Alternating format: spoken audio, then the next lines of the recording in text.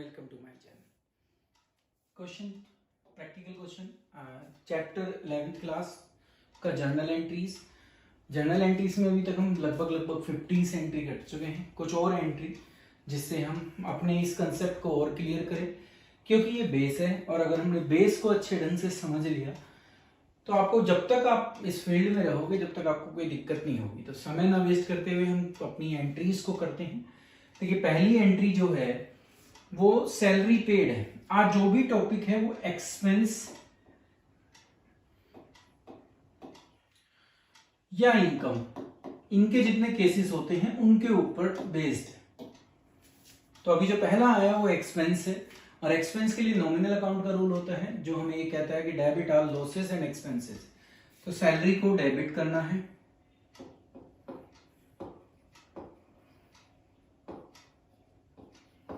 Salary account debit करोगे आप।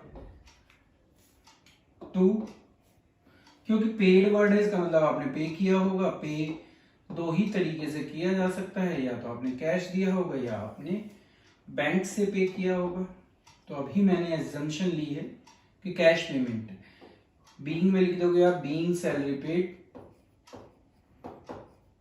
और अमाउंट कितना है 5000। तो ये वो केस है जहां पर एक्सपेंस को पे किया गया है। एक्सपेंस की 3 ट्रीटमेंट आपको मिलेंगी, तो उन 3 ट्रीटमेंट को ही मुझे सिखाना है आपको। ये है कि जब वो पेड हो। अब नेक्स्ट आ रहा है, देखिए मैंने एक ही नाम लिया इसलिए है कि आप उससे ही समझें कि कैसा भी कोई भी एक्सपेंस आए। अब यहाँ चाहे रेंट हो जाए, चाहे यहाँ कमीशन हो जाए, चाहे या इलेक्ट्रिसिटी चार्जेस हो जाए, मतलब जितने भी टाइप के हमारे एक्सपेंस हैं जो रेवेन्यू को कमाने में हमारी मदद करते हैं, उन सब के लिए ट्रीटमेंट सेम रहती है। वो एक्सपेंस डेबिट हो जाता है और कैश या बैंक जैसे भी आपने पेमेंट की है वो क्रेडिट हो जाता है। अब आया फिर यही कि सैलरी, ठीक है। ड्यू का मतलब आपको देनी निश्चित हो गई है बट आपने पे नहीं की है। देनी है पर दी नहीं है, तो ऑब्वियसली ये तो है कि देनी है। दैट्स मीन्स आप उस एक्सपेंस का या उस एक सर्विस का यूज कर चुके हो, तो वो आपका एक्सपेंस बन गया। ये कंफर्म हो गया क्योंकि आपने सर्विस को ले लिया है। तो ये कंफर्म हो गया कि हमें उस एक्सपेंस को नॉमिनल अकाउंट के through debit all losses and expenses के रूल के थ्रू हमें क्या करना पड़ेगा, उस एक्सपेंस को डेबिट करना पड़ेगा, जैसा हमने पहले वाली एंट्री में किया था। बट पहले वाली एंट्री में पेड हो गया था तो हमने टू कैश लिख दिया था। अब की बार वो पेड नहीं है। तो अब जब ये पेड नहीं है तो क्या हुआ, आपको ये पेमेंट करनी है। इसका मतलब ये आपकी लायबिलिटी बन गई। या आप अगर याद करो जब हमने पर्सनल अकाउंट के रूल बताए थे तो एक हमने रिप्रेजेंटेटिव पर्सनल अकाउंट बताया था जो रिप्रेजेंट करता है किसी भी एक पर्टिकुलर आइटम को। तो यहां सैलरी को रिप्रेजेंट कर रहा है, उसको रिप्रेजेंटेटिव पर्सनल अकाउंट भी कहते हैं। तो उस पर्सनल अकाउंट का रूल होता है कि देखिए पर्सनल अकाउंट में हम क्या कहते हैं, debit the receiver and credit the giver. तो ये देने वाला है।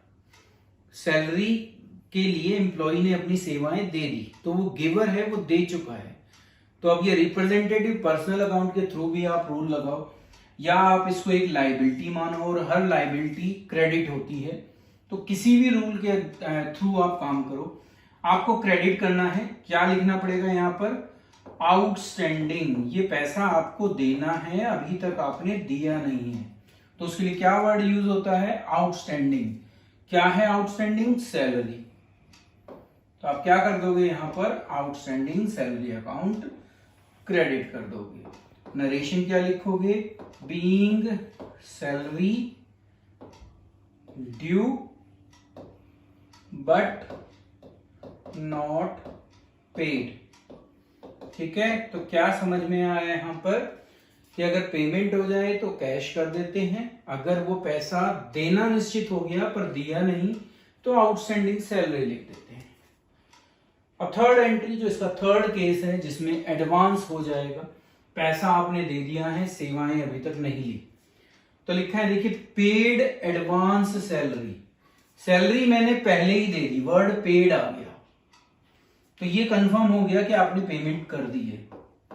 तो आप यहां पर टू कैश या बैंक जैसे भी पेमेंट की हो वो आप क्रेडिट कर दोगे, ये फिक्स हो गया, क्योंकि रियल अकाउंट है कैश अकाउंट, और उसका रूल कहता है कि debit words comes in and credit words goes out. तो कैश हमारे पास से जा रहा है, इसलिए हमने इसको क्या कर दिया, क्रेडिट।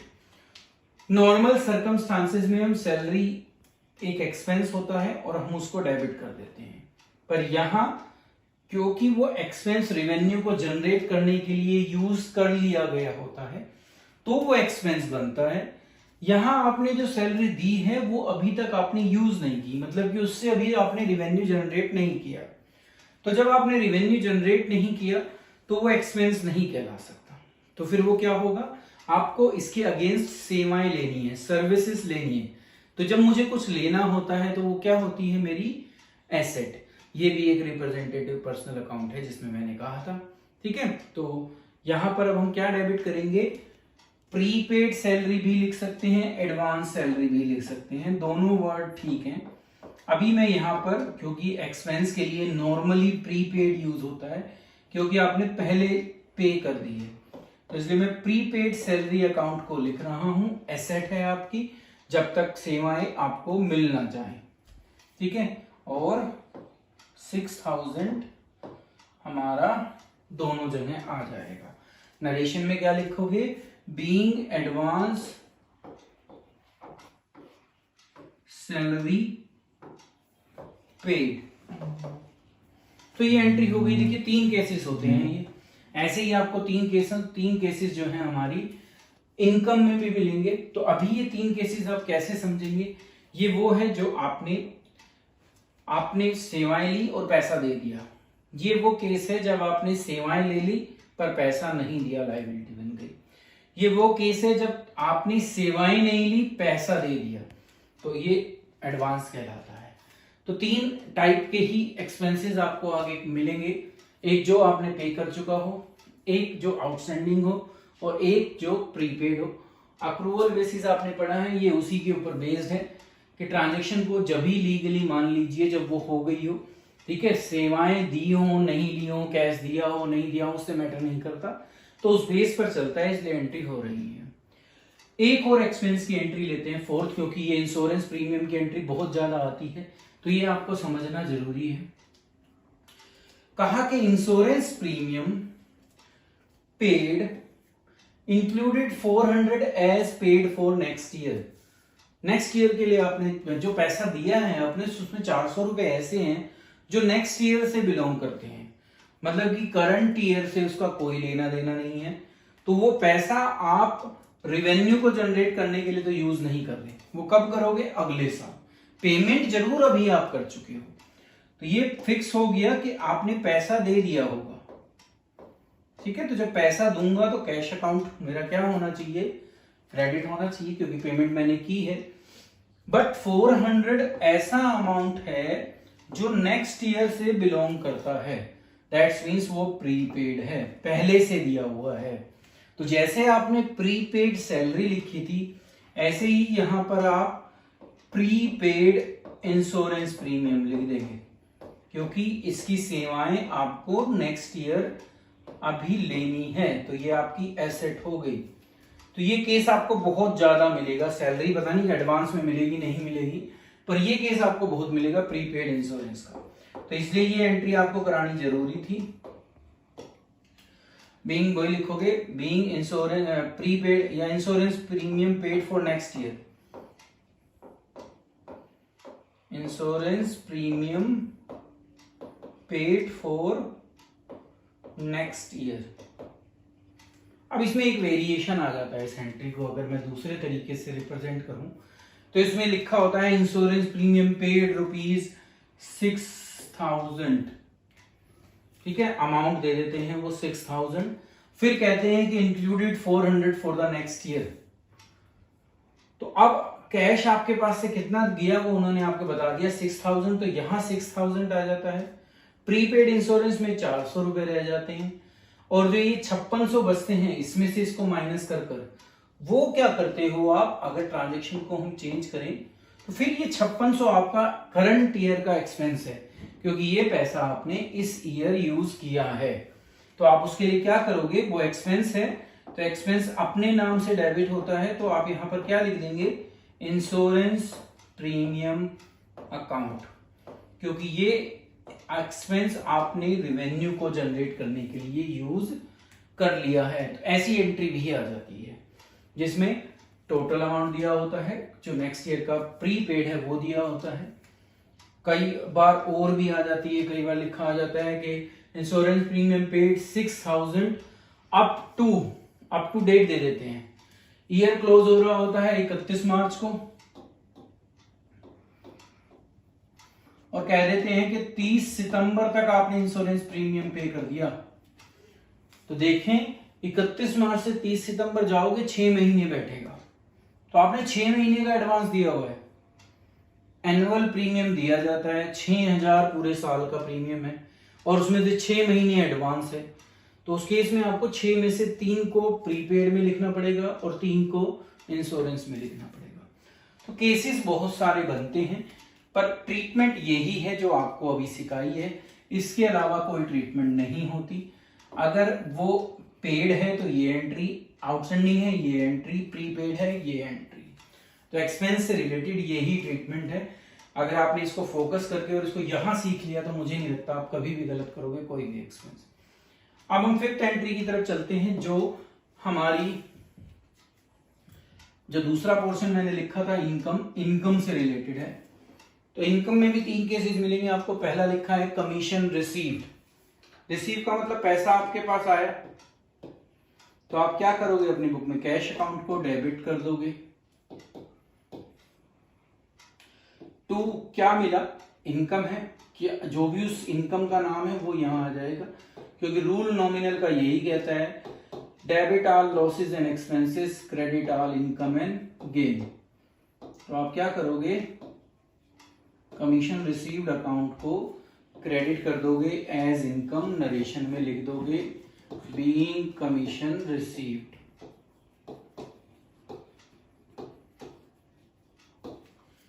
कितना अमाउंट, 6000। अब देखिए नेक्स्ट आता है। नेक्स्ट में कहा कि कमीशन अक्रूड। अक्रूड का मतलब मिलना निश्चित हो गया, ठीक है। मतलब कि जब ये वर्ड लिखा आ जाए, ड्यू वर्ड लिखा आ जाए, ड्यू का मतलब है सैलरी देनी निश्चित हो गई, तो एक्सपेंस आपका निर्धारित हो गया। कमीशन अक्रूड वर्ड लिखा आ जाए, इसका मतलब कमीशन मिलनी निश्चित हो गई। तो जब ये वर्ड मैं बोलता हूं कि निश्चित हो गई, दैट्स मीन्स वो आपकी इनकम बन गई। तो जब वो बन गई तो मुझे कमीशन रिसीव्ड अकाउंट को क्रेडिट करना ही पड़ेगा, क्योंकि वो करंट ईयर से ही बिलोंग करती है। तो ये कंफर्म हो गया कि मुझे कमीशन रिसीव्ड, जो मेरी एक इनकम है, उसको मुझे क्या करना पड़ेगा, क्रेडिट करना पड़ेगा। जितना मैंने पढ़ा देखो उतना ही काम किया अभी। Being commission accrued not received, आगे जो वर्ड लिखा है, पैसा नहीं मिला। तो पैसा नहीं मिला तो कैश तो नहीं डेबिट कर सकता, तो अब आपको ये पैसा लेना होगा। आपकी क्या बन गई, एसेट। जैसे प्रीपेड एक्सपेंस एसेट हो गई थी, यहां पर ये आउटस्टैंडिंग, अक्रूड का मतलब आउटस्टैंडिंग होता है, यहां आपका ये आउटस्टैंडिंग इनकम क्या हो गई, एसेट। तो देखिए इनकम में आउटस्टैंडिंग एसेट होती है और एक्सपेंस में प्रीपेड एसेट होती है। तो एसेट को आपने डेबिट किया था प्रीपेड में, उसे एक्सपेंस में भी, तो यहां भी आप क्या करेंगे, डेबिट करेंगे। लिखेंगे क्या, कमीशन अक्रूड अकाउंट, ठीक है। अमाउंट कितना हो गया, 1000। तो जब कमीशन या कोई भी इनकम आउटस्टैंडिंग होती है तो वो इनकम बन जाती है, रिप्रेजेंट करने लग जाती है, पर्सनल अकाउंट में चला जाता है, ठीक है। तो हम उसको क्या कर देते हैं, डेबिट कर देते हैं। अब हम 7th एंट्री की तरफ चलते हैं, जो हमें कह रही है कि कमीशन रिसीव्ड। अब रिसीव्ड वर्ड पढ़ते ही मुझे पता चल गया कि मेरे पास पैसा आ गया। तो जब मुझे पता चला मेरे पास पैसा आ गया, तो मैंने क्या कर दिया, कैश अकाउंट को डेबिट कर दिया, क्योंकि होना ही है। ठीक है, अब क्यों आया ये देखना था। तो लिखा है कि बीइंग कमीशन रिसीव्ड, अगर इतना लिखा होता तो पहले वाली एंट्री होती, तो लिख देते कमीशन रिसीव्ड अकाउंट, पर इसके आगे लिख दिया इन एडवांस, पैसा ले लिया आपने, सर्विस सेवाएं अपनी नहीं दी, तो अब आपको कुछ देना है। तो जब मुझे कुछ देना होता है तो वो मेरी लायबिलिटी बन जाती है, जैसे कहां बनी थी, जब आउटस्टैंडिंग सैलरी थी। ठीक है, तो सेम इनकम में उल्टा होता है, जो एक्सपेंस में आउटस्टैंडिंग होता है की ट्रीटमेंट होती है, वो इनकम में प्रीपेड या एडवांस की ट्रीटमेंट होती है। जो एक्सपेंस में प्रीपेड की ट्रीटमेंट होती है या जहां वो एसेट बनता है, यहां ये आउटस्टैंडिंग एसेट बनती है, तो जस्ट रिवर्स चलता है। तो अब आप यहां क्या लिखोगे, कमीशन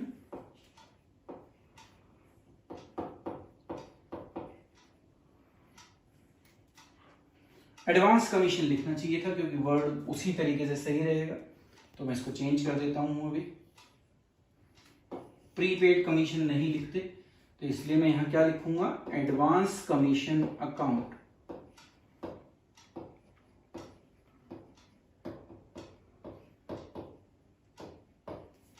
ठीक है, तो आपको ये आपकी लायबिलिटी बनाकर क्रेडिट करना पड़ेगा, क्योंकि ये पैसा आपने ले लिया है कैश के माध्यम से, बट अभी तक ये आपकी इनकम नहीं बनी, आपकी लायबिलिटी है, क्योंकि आपको इसके बदले में सेवाएं देनी है। तो यही 3 ट्रीटमेंट यहां थी, यही 3 ट्रीटमेंट यहां मिलती है। एक जब आप दे लेते हो या रिसीव कर लेते हो, एक जब आउटस्टैंडिंग होती है, और एक जब प्रीपेड होती है। ठीक है, तो अगर इन 3 चीजों को आप समझ पाए, एक्सपेंस और इनकम से रिलेटेड, अब इनकम कमीशन की जगह रेंट रिसीव्ड हो जाए, डिविडेंड हो जाए, किसी भी टाइप की कोई भी इनकम हो जाए, हर एक के लिए ट्रीटमेंट यही रहेगी। 3 चीजें मिलेंगी, अक्रूवल बेसिस पे हम अकाउंट बनाते हैं। तो एक जब मैं पे कर लूं या रिसीव कर लूं, एक्सपेंस को पे, इनकम को रिसीव। एक जब वो आउटस्टैंडिंग हो जाए, चाहे वो एक्सपेंस हो और चाहे वो इनकम हो, एक्सपेंस होगी तो लायबिलिटी, इनकम होगी तो एसेट। या एडवांस हो जाए, एडवांस जब आप दोगे एक्सपेंस के रूप में तो आपकी एसेट बन जाएगी, और जब आप एडवांस ले लोगे तो आपकी लायबिलिटी बन जाएगी। ये केसेस है। अब आगे चलते हैं, क्योंकि ये एंट्री जब हम अकाउंटिंग इक्वेशन कर रहे थे, जब हमने देखी थी, कहा है कि 10% इंटरेस्ट ऑन कैपिटल, दो कैपिटल 80,000 है। ठीक है, तो देखिए आपको याद हो अगर अकाउंटिंग इक्वेशन में, तो क्योंकि मैं देने वाला हूं तो मेरा ये एक तरीके का एक्सपेंस है, और हर एक्सपेंस डेबिट होता है, ये मुझे पता है। तो मुझे क्या डेबिट करना पड़ेगा, जो उस एक्सपेंस का नाम है। क्या नाम है, इंटरेस्ट ऑन कैपिटल। कितना, 80,000 का 10%, कितना बैठता है, 8,000। ठीक है, अब देखिए आप याद करो, अकाउंटिंग इक्वेशन में पैसा नहीं दिया जाता तो कैश नहीं लिखूंगा, पेमेंट नहीं की है आपने, आप क्या करते हो, उसको उसकी कैपिटल में ही ऐड कर देते हो। क्या करते हैं हम, उसको, उस अमाउंट को कहां ऐड कर देते हैं, कैपिटल में। तो जब हम खुद ही बोल रहे हैं कि कहां हम ऐड करते हैं, कैपिटल में, तो आपको यहां पर क्रेडिट भी क्या करना पड़ जाएगा, कैपिटल अकाउंट। इस तरीके से हमारी इंटरेस्ट ऑन कैपिटल की एंट्री हो जाती है, being interest on capital allowed. तो ये इंटरेस्ट ऑन कैपिटल की एंट्री है। नेक्स्ट एंट्री की तरफ चलो, 9th एंट्री। 9th एंट्री हमें कहती है कि चार्ज करो 15% डेप्रीशिएशन। डेप्रीशिएशन का मतलब किसी भी एसेट की वैल्यू को डाउन करना। तो वो एसेट कौन सी है जिसकी वैल्यू डाउन हो रही है, प्लांट। कितने परसेंट डाउन हो रही है, 15%। कॉस्ट कितनी है उसकी, 40,000। तो लॉस हो रहा है आपको, क्योंकि कोई भी एसेट अगर डाउन जाएगी तो वो हमारा लॉस होता है। लॉस किस नाम से है, ये डेप्रीशिएशन। तो डेप्रीशिएशन को हम डेप्रीशिएशन के नाम से ही डेबिट करेंगे। रीजन क्या है, नॉमिनल अकाउंट है, लॉस है। रूल कहता है कि debit all losses and expenses, तो इसलिए मैंने डेबिट कर दिया लॉस को। कितना, 40,000 का 15% कितना बैठता है, 6,000। ठीक है, 2 किस पर लगा, किसकी वैल्यू को कम किया, डेप्रीशिएशन मैंने किस पर चार्ज किया है, तो देखिए प्लांट पर, तो हम उस एसेट की कॉस्ट को कम करते हैं। तो कोई भी एसेट अगर डाउन जाएगी तो वो क्रेडिट होकर जाएगी। ये बात आप रट लीजिए, याद कर लीजिए, समझ लीजिए। जो भी है, अगर कोई एसेट कम होगी तो वो क्रेडिट होगी। तो प्लांट को हमने क्रेडिट कर दिया। नरेशन में आप लिख देंगे being depreciation charge on plant.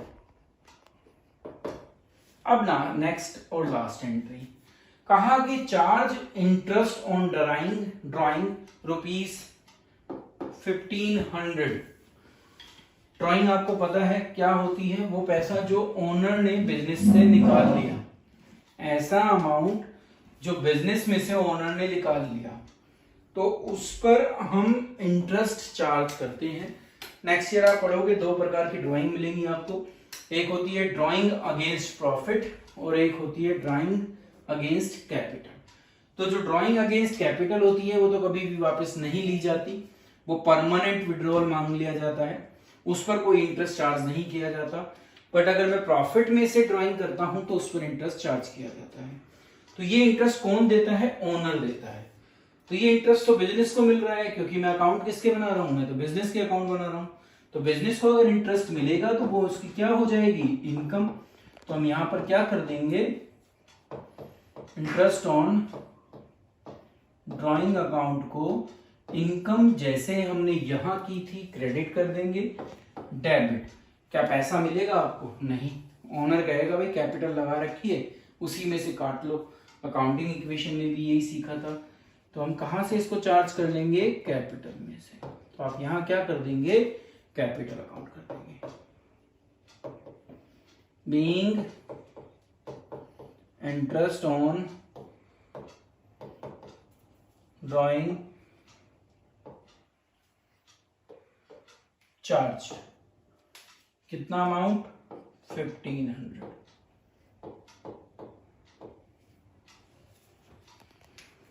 तो ये था हमारा आज की 10 एंट्रीज, जो expense, income, interest on capital, interest on drawing और depreciation of on a asset के ऊपर बेस्ड थी।